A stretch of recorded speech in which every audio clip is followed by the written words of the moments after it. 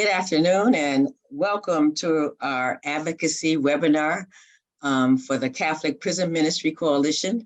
My name is Kimberly Limore and I am your host and facilitator for today.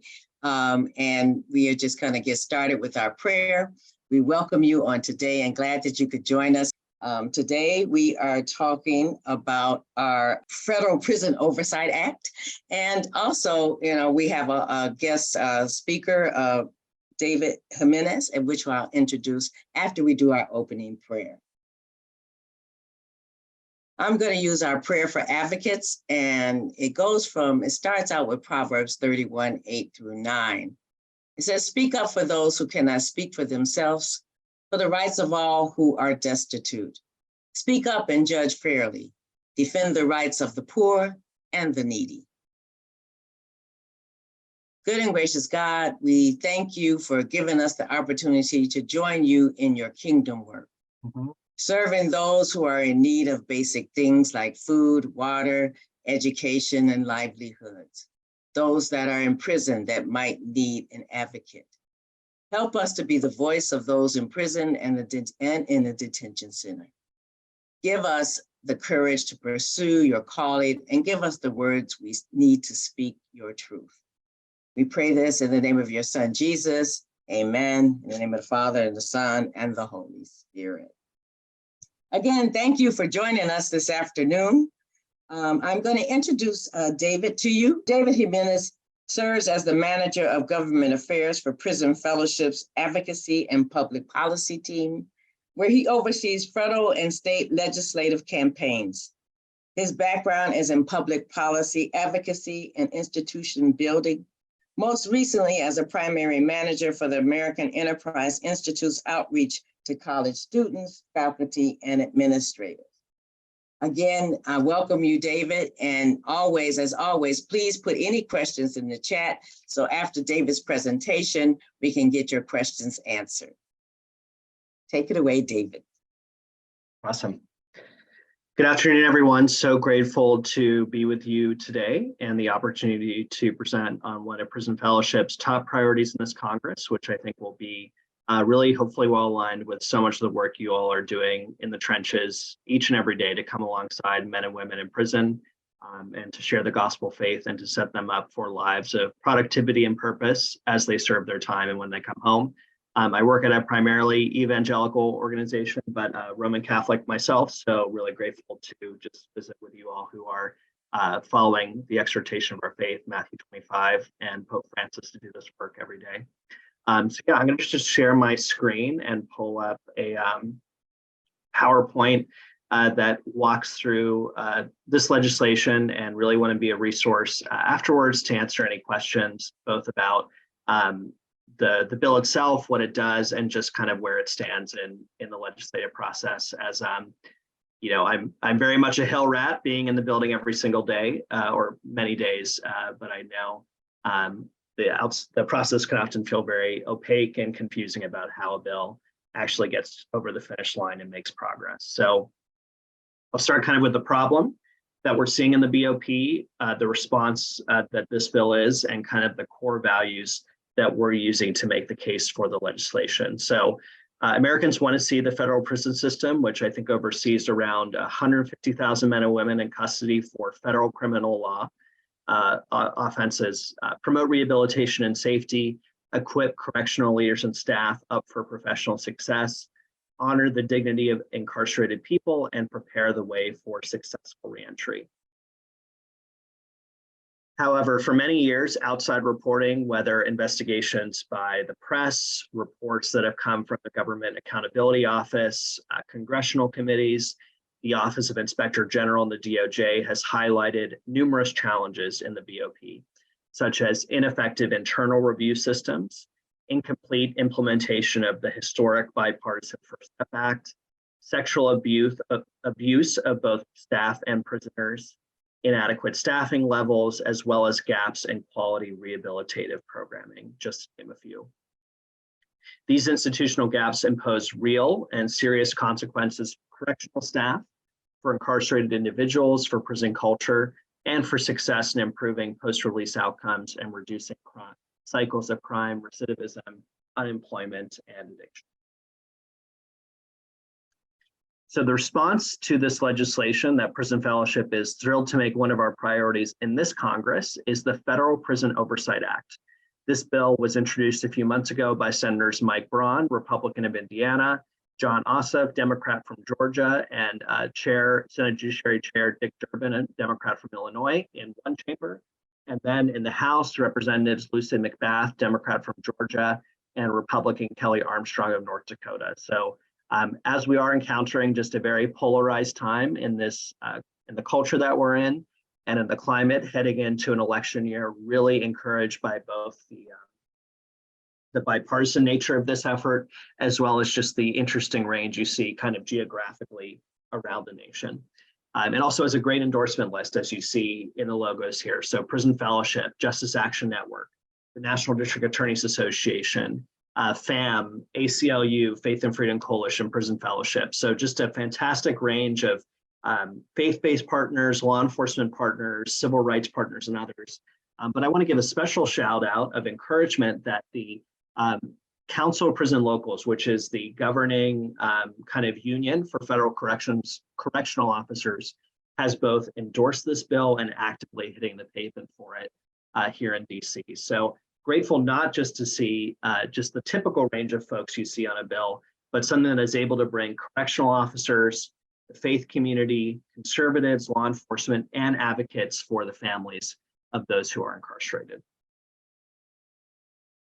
So there's two kind of prongs to the structure of this bill, which is designed to create independent external oversight of the federal prison system.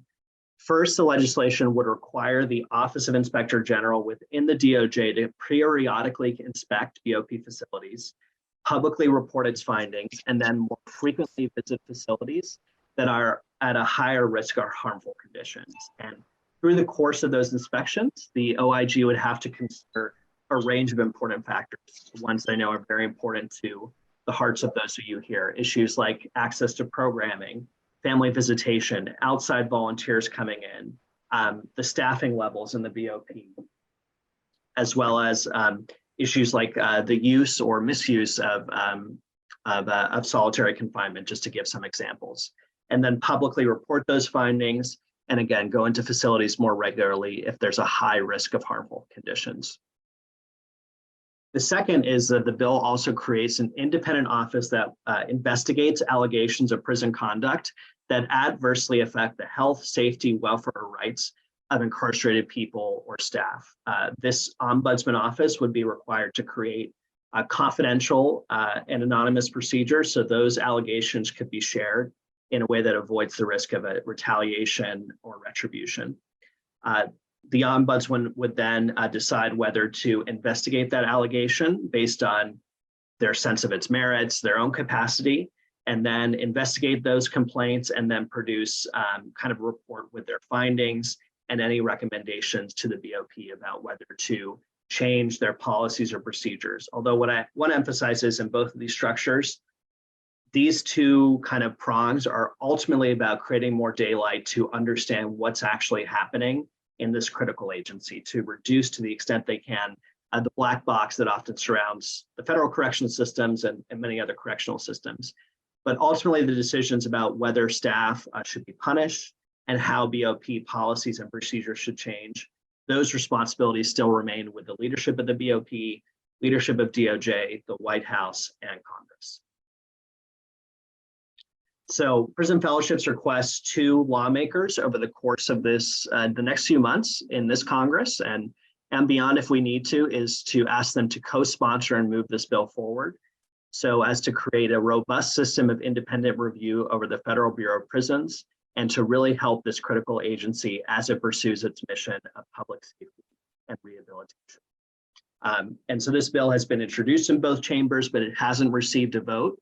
Either on the floor of the House and Senate or the committees. And so you really have an opportunity here to be kind of at the ground floor as we build out this campaign and try to create as much momentum as we can to move this proposal forward. So I'll share kind of the three reasons why we think this bill is so important to get done. Human dignity, which is something we always center in Prison Fellowship's advocacy. We believe that individuals who break the law must be held accountable, but always in a correctional setting that affirms God-given human dignity and provides a tangible pathway to rehabilitation. Independent review structures will help incarcerated men and women pay their debt to society in safe, rehabilitative, and humane prison settings. Second is officer wellness. This is very much a bill that's going to serve both people who live in prison and those who work in prison. Correctional staff are key to creating constructive prison culture where men and women live out their God-given purpose. Requiring that external entities investigate issues related to staffing levels, officer safety, and poor conditions will provide much deserved support to those brave men. And finally, public safety. We know that over 90% of federal prisoners will return to our communities, and their term of incarceration will significantly shape their pursuit of productive, law-abiding lives. Through consistent reporting on federal prison conditions, this bill will equip decision makers to better advance safety, rehabilitation, and success behind bars. Before turning over to you all for questions, I want to flag two things. One is just to emphasize why we think this bill has a unique opportunity to move and hopefully pass in this Congress. For one, I think it's no surprise that right now we're seeing the climate on issues like sentencing, pretrial, and policing get a lot more difficult, both on the Hill and in the states. And that's probably going to get all the more challenging as we head into a silly season of the 2024 election and primary cycle. But that said, we have found at Prison Fellowship that even if the disagreements over when people are in prison or how long people are in prison might be becoming more challenging, there's general consensus that if people are going to be held accountable in incarceration, that needs to be done in a safe, humane, and rehabilitative system so that people don't become frequent flyers and get back there in the first place a few months or years after their release. So we think that focus on public safety and prison conditions is a real match for kind of the climate and vibes that we're in right now, so to speak. Second, this bill is solely focused on the federal prison system, which I think is a good match in this Congress, where sometimes lawmakers might be hesitant about.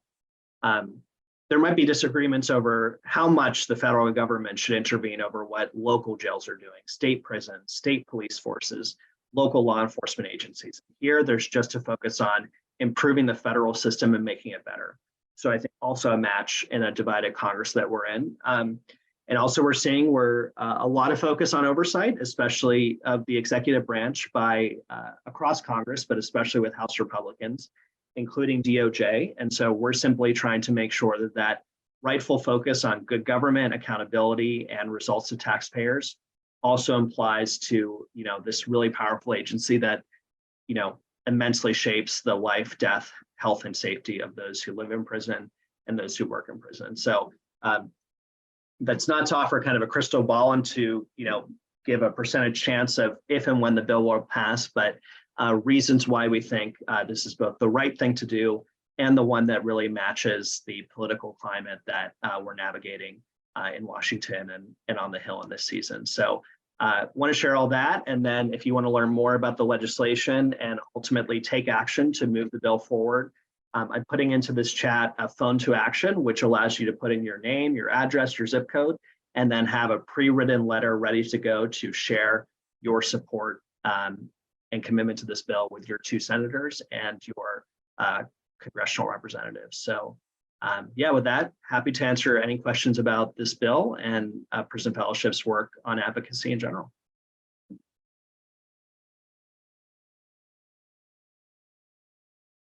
So Karen posted a question in the chat. It says, with just 150,000 people affected in the federal system, would this have any fallout to the states which individually might have the same number incarcerated? Yeah, that's a great question, Karen. I think the state impact is hopefully just going to be that should this pass at the federal system and hopefully prove effective, that's going to create a model for state systems. Because I know both you and I, Karen, can certainly think of DOCs that would stand to benefit from this type of public oversight and accountability. So not a direct impact, but hopefully provides kind of a template, a model, a proof of concept to build similar coalitions for change at the state level. Are there any other questions? Feel free, you can raise your hand since we have a smaller group and a little more time.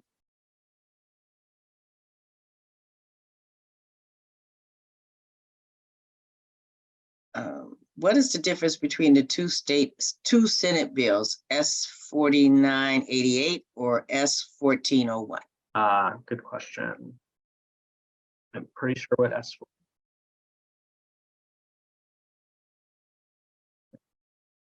Yes. It's just the bill introduced. It's the bill that was introduced late last Congress of this legislation. I think it was introduced like in September, just a few months before lawmakers wrapped up. So no one really expected the bill to pass in the last Congress, but the goal was just to get it out there, to start having these conversations, to build the grassroots campaign and the lobbying campaign in DC.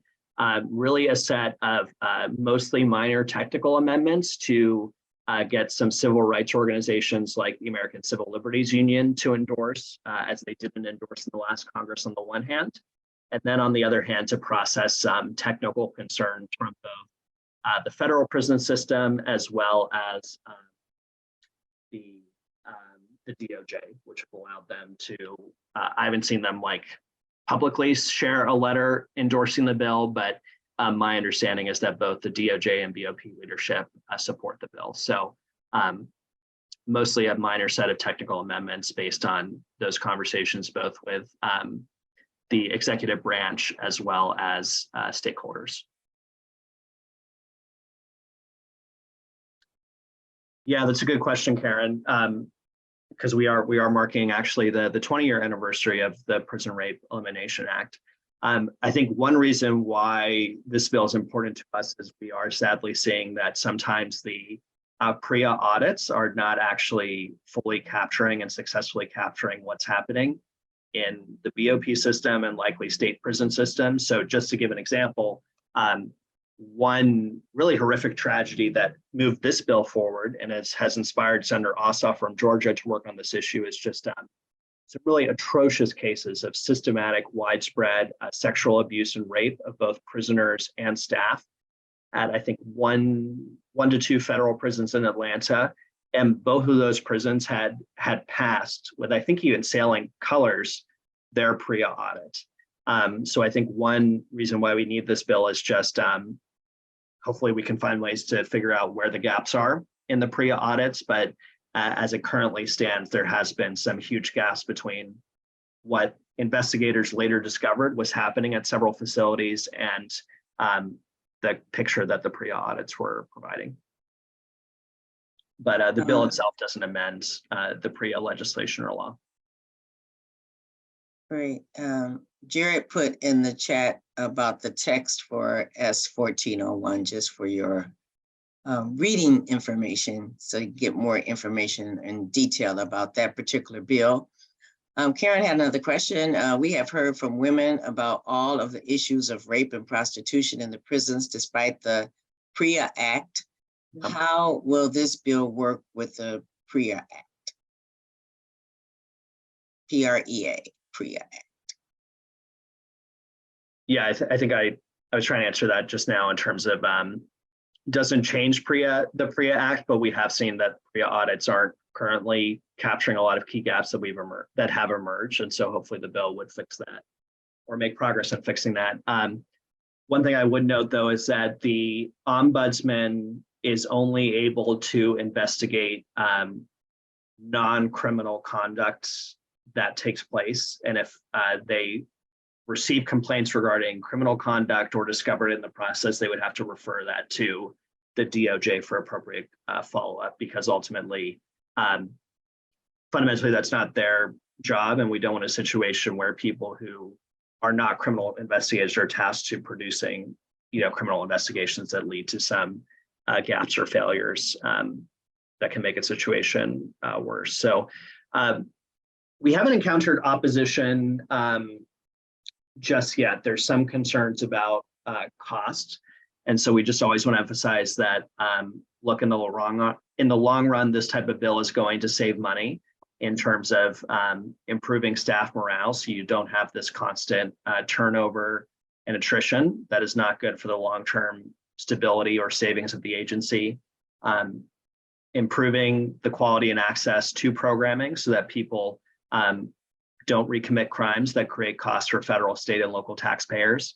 And then frankly, hopefully preemptively preventing tragedies before they happen, so that we frankly don't see costly lawsuits to federal taxpayers play out for, civil rights or constitutional lawsuits in federal court. So those type of savings I just described I don't think you can really estimate and give an exact number on, but always trying to kind of help people focus on the potential savings if we pass this bill and implement it. And then I think just a concern of, would this lead to just constant complaints coming in that just make it impossible for BOP facilities to operate? And so we push back on that by pointing out that, look, the BOP leadership supports the bill, DOJ leadership supports this bill, the union that represents federal correction officers wants this bill, and their members would actually benefit from these type of structures. The ombudsman is not required to investigate every single complaint that's submitted. That would frankly not be possible from like a staffing perspective. So the bill gives the ombudsman that flexibility to make a decision on if and when and how to investigate. And the bill explicitly requires both the ombudsman and the Office of Inspector General to work with the BOP to figure out how to implement, how to limit their disruption to BOP operations as much as they can. So I expect that complaint will emerge, but I think we have a very strong and compelling response.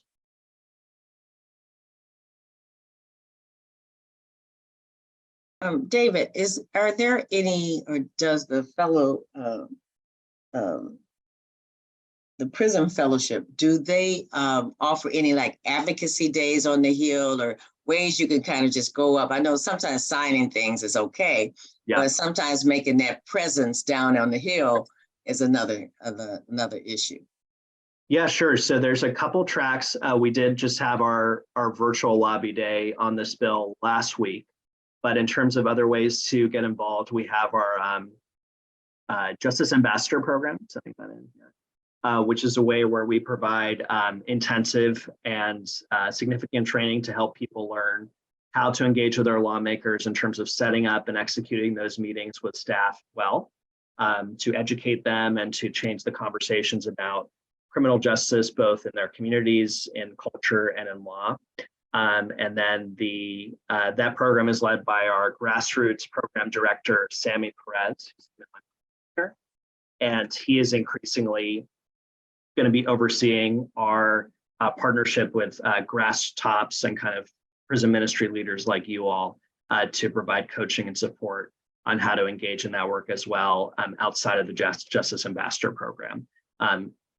So those two pathways, both the Justice Ambassador program and kind of that faith leader partnership, support, and coaching are two ways to get involved both in this bill, other priorities we have on Capitol Hill, and opportunities in the target states that Prison Fellowship works in on legislation currently, which is Texas, Tennessee, Oklahoma, Ohio, Michigan, and Virginia. Great. Are there any other questions before we just move on to announcements?